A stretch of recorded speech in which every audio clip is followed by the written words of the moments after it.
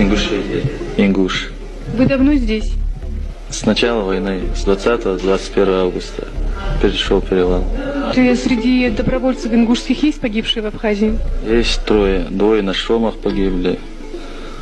Один получил ранение Шира, потом в госпитале скончался. Магомед, скажи, а в Абхазию ты приехал по зову сердца? Да. Он ничего не сказал. Через месяц дома узнали, что я Абхазия. И вместе с ними перешел перевал. Был у Мушнихватского в батальоне начала. Про Абхазию я что могу сказать? Это про Мушнихватского. Но я в лице его за Абхазию говорю. Побольше таких командиров войну бы давно закончили.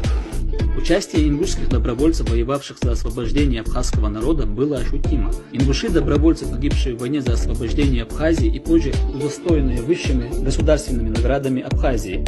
Белхароев Назир погиб в ноябре 1992 года. Волхиев Леча погиб в ноябре 1992 года.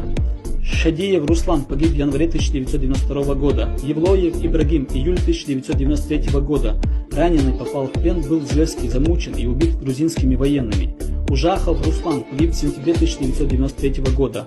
Торшоев Беслан погиб в сентябре 1993 года. Киев Адам пропал без вести. И это только список ингушей. Целуйте еще. Что можете делать? Встаньте на ноги, скажите, раз я пошел, это наш братский народ, не будем воевать. Ингуши так сделали. Ингуши сказали, мы не будем воевать против братьев. И не воевали. Вот молодцы ингуши. Ух, вы национальные ингуши. Вот что такие ингуши, вот такие грузины. Мы постоянно напрягаемся за тех, даже несмотря, что мы пострадаем за это. Долг чести возвращать надо. Вот кто такой мой народ. Да честь больше всех. На всем Кавказе. Благородный народ.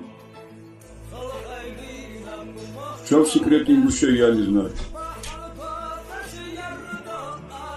Наверное, все-таки виноваты, в хорошем смысле, предки ингушей. Это у них в крови у ингушей.